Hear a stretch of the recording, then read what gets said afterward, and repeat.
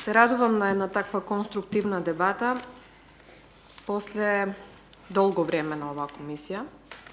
Видовме дека може стручно да дебатираме и заеднички да се согласиме за многу не само номотехнички, туку и суштински недостатоци, би рекла, на овој ваков законски текст.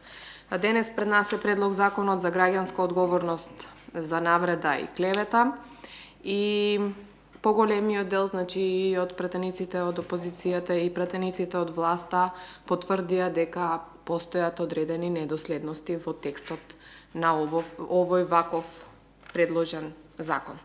И сега председателе на оваа комисија ја сваќа, можете и вие да ја сватите исто на начин на кој што ние ја сваќаме забелешката за европското знаменце на вакви нови суштински закони кои што се од огромно значење за целото македонско општество. Зошто го зборам тоа? Заради тоа што доколку не биде ставено европското знаменце на еден ваков закон и доколку не би брзале, оваа комисија би можела да трае со денови. Односно, да ги изнесеме сите забелешки до едни мали, ситни детали. На оваа комисија би можеле да се приклучат и пратениците кои што денес беа во исто време на друга комисија, на комисијата за политички систем, односно уште се таму.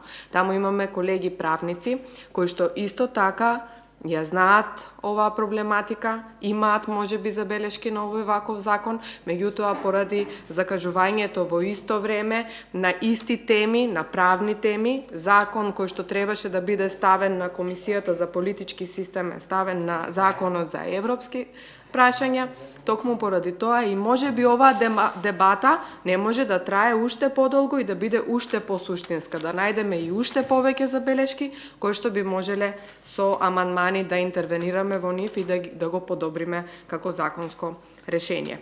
Живееме во една држава во која што новинарите се клучни во секоја една сфера и во секоја една борба за правда, би рекла. И токму поради тоа нивното присуство тука, особено кога се носи еден ваков закон, и јас би го нарекла како нужно.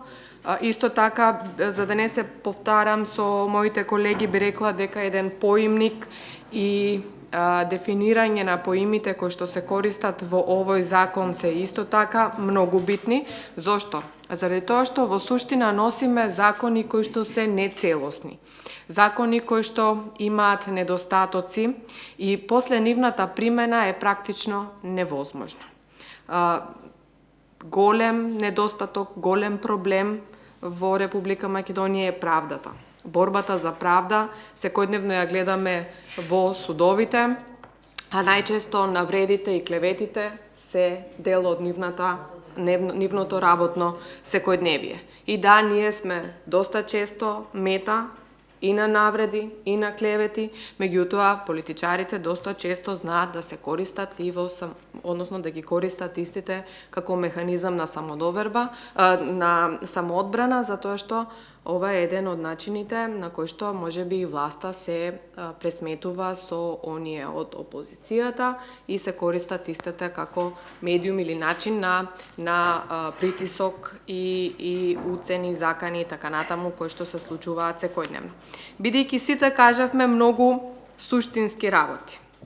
Бидејќи се надевам дека ќе се земат и снимките од оваа комисија, се надевам дека би во рамките на Министерството на правда би се формирала една работна група која што би пробала да ги уреди сите овие вакви забелешки на овој закон. Може би е најкорисно и најправилно овој ваков закон да предложам да биде повлечен, да биде доуреден со сите овие работи и да итно повторно доставен на оваа комисија и еве лично ќе се заложиме да веднаш биде ставен на оваа ваква комисија, повторно во истиот состав да се собереме овде, дури и проширен состав, да се собереме овде и да направиме едно законско решение на кое што сите би биле горди.